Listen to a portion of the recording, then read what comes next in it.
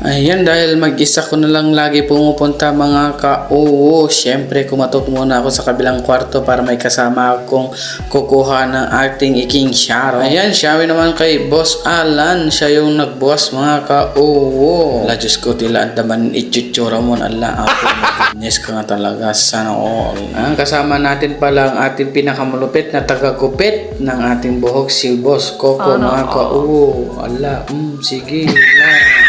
Ayan, ang bilis naman ito kayo nakakuha ng king shower na sana all. Siyempre lumabas na nga kami dyan agad mga ka-uwo. Ayan, masama ang panahon. Balik sa dati mga ka-uwo. Ayan na naman yung dalawa kong alalay. Ay back up pala mga ka-uwo, hindi alalay. Ganitong oras na ka-uwo, malamang kabsahan na naman ito mga ka-uwo. At medyo maliit pa nga ang pila ka-uwo, kaya binilisan ko na maglakad. Ayan, bahala na maiwan yung dalawa mga ka-uwo.